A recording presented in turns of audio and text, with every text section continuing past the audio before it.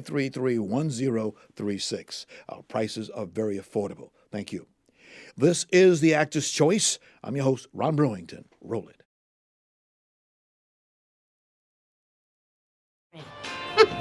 Man, Lottery ship at theater's not nearly as wild as I wanted. Oh, girl, that's because I wasn't involved. Hey, what happened to that writer guy you were seeing? Man, he tried to pull that white savior crap on me. Don't he know? I'm working on a PhD, bitch. Anyone who looks at you and thinks you need saving can kiss my black ass. Thank you. Hello. Oh, halo. I did. And he clearly did not swipe right on me. For real? Yep. Okay, now this is getting good. Mm-hmm. What you gonna do? Same thing he did to me. Ignore him. Okay. Go ahead, queen. Live your best life. Ah, that's hot. Take this back. Now, that guy is a problem with these apps. He sees a dark face and automatically swipes left. And if they don't, they won't let you be a whole person. Right. Like, why can't I have a PhD and a big-ass booty? Well, because according to society and those apps, we're either struggling subhumans or hypersexualized freaks. Preach. The apps aren't all that bad. I did meet Anton online. We know. Hey. My next guest is from Baltimore, Maryland, and is a captivating talent on the rise. She may have only had 5 IMDb's for television and film, as you'll see, but you won't believe it. In addition to being an actress, she's also a spoken word artist and a youth educator. Ladies and gentlemen, please welcome Candace NICHOLAS-LIPPMAN. Welcome, my dear. Welcome. Thank welcome. You, Ron. Oh, yeah. Thank you. Definitely. Now, that was a sassy little cut that you guys just did. What was the name of that movie? That was Good Trouble, wasn't it? Yes, the TV show. Yeah, Good Trouble. Goodness. 3 sisters sitting up there. When they say ain't no fire like sapphire, but boy, they was talking some yang. Yes, yes. When did you first think about becoming an actress, madam? Ooh, I always thought I was going to be a lawyer. I thought I was going to change the world one courtroom at a time. But then I did a monologue in 7th grade drama class. And it completely changed my life. Like being on stage, the response I got from my peers, I was just like, no, God, this is what I'm meant to do. I'm meant to change the world through art. And ever since 7th grade, it just, yeah. Well, obviously, you got some education and training. I did. Where'd you go? I started at Sac State University, and then Okay. I transferred out here to Cal State LA, and I got my degree in theater. Cal State LA. Yes. Good school. Yeah. Good school. So now you came here to LA, as we call it, Lower Alabama, looking for work. We have it what we call the struggling actress. What was that like for you? Struggling actress? Call a spade a spade. Right. What's it like? Not past tense. Like it's still a constant, everyday thing being an artist. You're always kind of struggling, or should I say just going through the work that it takes to pursue your purpose. But every day I'm still, it's been hard, and it is hard, just like a lot of us actors. I don't know how I'm going to pay my rent on the 1st. I'm still eating noodles, for dinner. So every day I'm just on the grind still. I hope people are listening to you, because this lady, she's doing, like I say, she only has 5. The gentleman in front of you, he had almost 95. Oh, wow. So it's a difference in age and in time and in experience. But he used to be young at one time. Yeah. And he started out at the bottom. You work your way up. Yeah. A lot of people, when they come to Hollywood, they get that traditional stereotype that they see. And a young lady, she's working in a restaurant, pushing dishes around and washing food and whatnot. No, that's washing dishes and pushing the food. Anyway, this is what she's doing. Yeah. And all of a sudden, a director or producer sees her. You're a star. Right. Do you know to me what a star is sometimes? What is a star? Rat spelled backwards. Keep that in mind. It's one of them things. So what do you have to say about you have to do auditions, or the big A as we call them? I had to really learn with auditioning to just release and surrender. A lot of times in auditionings as actors, we go in because sometimes you may feel desperate, or sometimes you're like, oh, this is it, God. Like, let this be the thing. Let this be the thing. This could be, I want it so bad. I want it so bad. And it's like you put all this extra pressure on yourself. And then when you don't book it, that's when depression happens. And that's when you want to give up. And it's like, okay, I have to shift my focus and say, God, I'm going to go in there prepared. I've made my choices. I'm committed to my choices. I'm going to just be myself. And something that I love that Sue Hamilton, which I've studied under her before, she has this motto that says, have fun or quit. This industry is too difficult for you not to have fun. So I go into the room with that perspective, and also after I leave everything there, I then surrender it to God. Like, God, if it's for me, then it's for me. If it's Amen. not, I keep going. So, Exactly. Because you got those days you say, what the hell am I doing here? Listen. Or you get somebody to get a phone call from mom or your friends. You was right. Right. Yeah. Right. Why you want to be an actress? Yeah. They don't pay much. Right. Shoot, they do a lot of times. There's other ways to make money too. You can go out there and do some work as what do you call those people who work as actors and actresses? They work for a Carter. What's the name of that organization? We had him as a guest here. Oh yes, Like background acting? no, not background. Screen. Central casting. Oh right. yeah. Central casting. Yeah, we have Yes. said that right here. Try that sometime. I have done that. Yes, so it's nice. Yeah. Yes.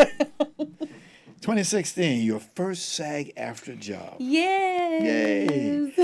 You also got your first IMDb card. That was a short movie called Full Circle. Yes. Yeah. Tell us about it. Full Circle was written and directed by Brittany Banks, and she's like me, an artist who's trying to just kind of make her own way here, you know, with her art. And she wrote a story that was kind of based off of her life. Well, the character I play, Amber, was based off an experience she really endured, and it was just about this domestic violence survivor. And I'm very honored to that she chose me to play that role, because I got to tell the story of so many women who don't tell their story, you know, and who are afraid to share their voice about how they were violated. So it was really a blessing to play that role.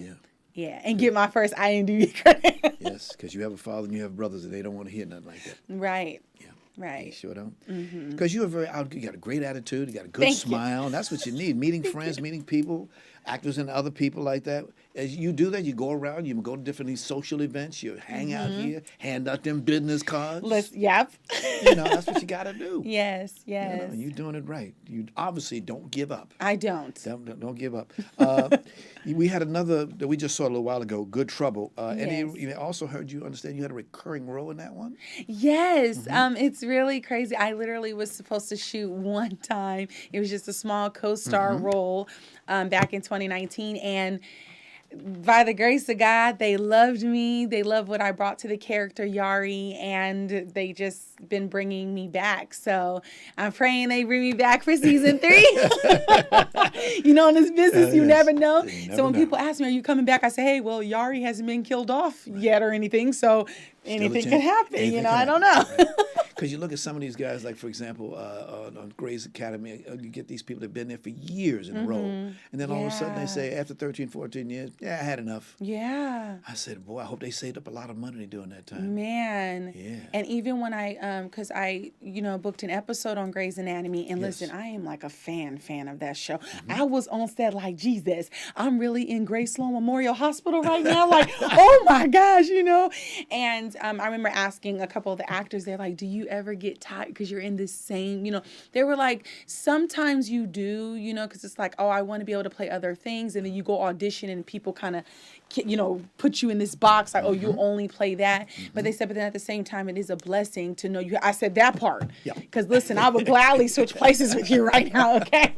Like, Oh my God! You also did a Facebook airport. Was that Watch series? You did that oh for me? yes, Facebook Airport Security Squad. Yes. So, and then again, that's the other thing when you're just open, because I, you know, in the producer session for that, they were considering me for the lead role, and I ended up not, you know, they went another way, but they loved me so much that they just created a role, and they were like, you're so good, and we're so sorry that, you know, this one didn't work out, but we still want to have you part of the project. And I'm not one of those actors where I'm like, well, if it's not the lead, you know, and I'm just like, okay, you know, yeah, sure. I like you that know? little swoop. Yeah, like if I'm not the, you know, or something. So yeah, and it was a good experience. Gotcha. It was a nice experience, Right. you know, so yeah. Who are some of your people that you like, that you look at them and say, this, you want to be like them? Oh my goodness, Viola Davis. Yeah. I think, oh my goodness, Meryl Streep. Yes. Like, Yes. they're like actors, you know, Yes. like true thespians, you know, and that I am a thespian, and I love actors who really, like, you dig and you go into the work, and it's just not like this surface level acting, if that makes sense. That makes you know sense, what I mean? yes. Yeah.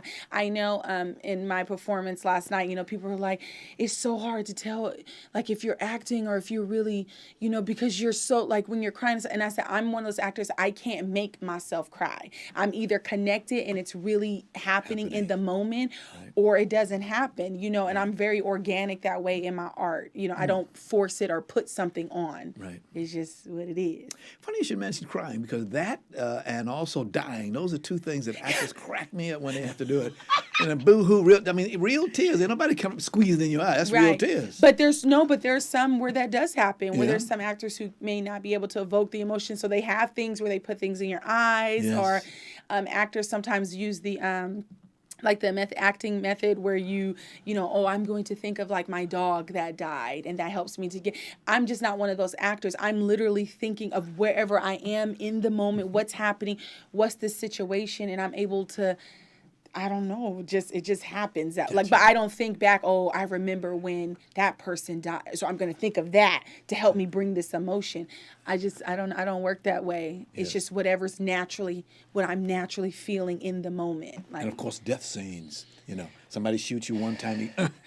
listen, oh my gosh. Yeah, shoots you 3 times. You be jumping as a dead man. Oh my goodness. Some of the actors, they do some great stuff. Great stuff. Yeah. Oh, yeah. Get some stuff. Okay, we've talked about film and TV for you, so let's go back to 2018. Okay. You first debuted, or as I call it, debuted, your solo show Yes. called A Rose for Candace. Yes, Rose called Candace. Now, you wrote the play? Yes. And who's it about? It is about me. It is It's about autobiographical. Yes. Wow. It follows my journey from a young child to now, a young woman here living in Los Angeles, and yeah. Yeah. We have a clip. Oh, okay. We have a clip. Okay. Roll it, Tony. Thank you. If I'm gonna let my guard down and share with you all, I need y'all to reach under your seats. You'll find a non-disclosure agreement. If you could sign that and A Rose Called Candace is literally my journey in trying to be free and to find freedom and to understanding who am I. If you don't go back out there and fight that girl, you gonna fight. You pick your choice. That was an easy choice because my mom could fight. I am not here just to entertain people. I am here to hopefully inspire people. I choose me. I choose free. I actually am extremely just overwhelmed in a good way by all the response I've been getting from my show. It has far exceeded my expectations. You are not just watching a show, but you are experiencing a transformation, a journey of healing that you are completely in with every fiber of your being, and it is powerful. Excellent. More. Excellent. I understand you got rave reviews for this. Yes, I have. Wow. Yeah. Now, you did this show when? Yesterday? Yes, I did. I did a 3 p.m. and an 8 p.m. performance. Yes. Nice, good people, a number of people, large people came? Yes, I had Good. good sized audiences. Good. Yeah. Good.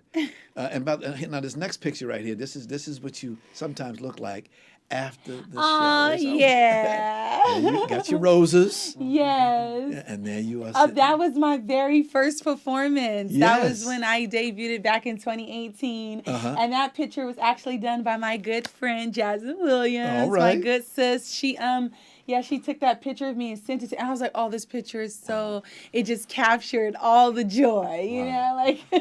Well, Candace, I got to give it to you. I understand you took the play you just started recently. What was it? Last year you started it, and 2018 was when you got into this film. Yeah, I worked on it for 4 years. Okay, 4 years. 4 years, yes. Right, I a little worked bit on here, it come back, take some Yeah, out. yeah. And then I still had to go through the process. Like I was dealing with a lot of things in my life, like being homeless. I lived in my car for over a year. I didn't have money for food and stuff. Like I had to go through this whole process. My mom is a big part of my show. I had to go through forgiveness, healing. Like, I did the work. I always tell people my show is not just a show, it is ministry. And it's not about you coming to see me so you can see what I do, which is, you know, a lot of people do shows and stuff just so they can show but it's so much bigger than that for me. And something that my pastor, Dr. Hosea Collins, always says, like, our stories and what we go through is not for us. Yes. It's for other people. So the story that God has given me, I understand is not about me. It's for him using me to bless other people.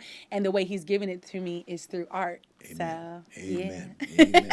Now, I understand that you took the play to the annual LA Women's Theater Festival in Yes. spring of last year. I did. Good move. Adela Barnes is a very, very good friend of mine. She really does it very, very well. Off the She's hook. wonderful. And then in the fall of 2019, you went to East Coast and Woo! went off Broadway. Yes, Here's the poster for it. Why, I goodness. did. Look at that. No, that's not the other it, one. no. The other one. I'm sorry. There you go. There you go. There you go. Look at that. Look at that. I did. That looks marvelous. See the profile? Yes. Nice. It's funny. So many people are like, "Is that really you?" I'm like, "Yeah, I Yes. cleaned up a little bit." You know? I'm like, "Yes, that's me." Wow. Wow. Now tell us about the work that when you're doing work like this, you put a lot of effort into it. Yes, I do. Yes. What's it like when you do all that work and then you have the satisfaction that you've done it after all these performances? I feel it's hard to describe how I feel, especially because for so many years I let fear paralyze me. It was my pastor who kept telling me, "Baby girl, you have an amazing, powerful story and you have to share." And I'm like, "No, who am I? Everybody goes through stuff. Like, why do I need to, you know?" And so for the longest time, I just wouldn't do it. And now having like my own merchandise and people wearing it on the East Coast. Yes. Can y'all see? I choose me, I choose free, Jesus. You know, I have my own clothing line and stuff, and seeing people wearing it all the way in Mansfield, Louisiana, in New York City, you know, in Sacramento. I'm like, wow, God. And like last night in my 3 p.m. show, just seeing how people respond to me being obedient and sharing my art. It's more than me just being the performer and like, oh, I just did this great thing. And it's like, no, God, you use someone like me to impact these people from all different walks of life, from all different age backgrounds. Like, how can my story affect and touch a 50-year-old Caucasian man or a 25-year-old Indian woman? You know, like, how is that possible, God? You know, when people come up to me crying or saying, like, "You've inspired me to write my book. You've inspired me to now talk to my parents. You've inspired me."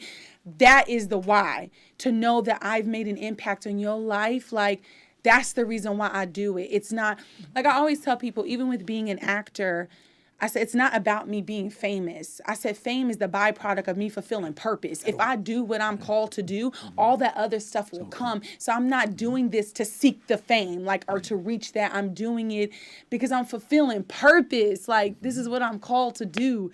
And me impacting people's lives like that, someone like me, you know, that I feel great. You know, it's the best. You are also a spoken word artist. I am. Please explain what it is, because some folks just don't know what that is. So spoken word is just like a derivative of poetry. It's Okay. like poetry. It's just a little bit, it has like a slight difference to spoken word is poetry, but more so with spoken word, it's almost like a performance type of thing. Where poetry, you may get up there, just read a book, and, you know, it's really about the language and the words, but spoken word, you know, you have a little swagger to it. It's more of a performance, you know. But spoken word, it's like live theater. Gotcha. But I'm doing it through the form of poetry, so, yeah. You were Hopefully involved with answers a the question. play called Diversity? Oh, diversity. Yes. Oh, ABC diversity? There Or? it is. There it is. Oh, this diversity. Yes. Yes. This is a diversity showcase of storytelling. Okay. Which, surprised, like, that's what my one woman show is. It's a storytelling experience. Yes. But this particular event is by Suzanne Wirtz, who was actually at my show yesterday. Yes. And she just does this series of diversity showcases where she brings in all these actors, storytellers from around different backgrounds, and has us come up there and share a story. And of course I did mine through poetry, through spoken word. But yeah, I love doing, you know, things like that, because it's important for us to hear voices from different backgrounds and different people. We all have different experiences, and there's someone out there who can connect Yes. to one of those experiences. So I love doing events like that. Like I say, great attitude. Great attitude. Thank What's you. your next project? What's the next event? My next project is me really seeing where I'm about to do a Rose called Candace next. Okay. A lot of people are like, you have to continue to do this show. Like it needs to be seen around the world. And I agree. Amen. Amen. So I am unfortunately not in the position to produce my show myself again. It's a lot to produce your own work. So I'm very much, accepting people who want to invest in my ministry, who want to invest in this art, who How may can they want to contact produce you? You it. have a website? Yes, I do have a website, rosecalledcandace.com. That's where they can go, and I have like all the information, everything you need is there to contact me about possibly putting together a tour. I have people in San Diego who want to see it, Louisiana, Texas has asked for it, Sacramento, of course, my hometown. So, yeah, but it costs money, y'all. Speaking of money, may I have your right hand? Yes. Here is my trademark that I give people for good luck. Hold on to that. Oh, thank you. And of course, something for the ladies. Red roses for the ladies. Thank you. Indeed. Oh, We a love to do rose that. for a rose. Thank you for stopping by Oh, today. thank you, We'll bring you Ron. back again and let us know when you're doing the next time you get a project you're doing or something else you got in mind. Yes, I sure will. Thank you so much. Thank you so much. Special thanks to our sponsors, Harvey Brandman Photography is Art, Ron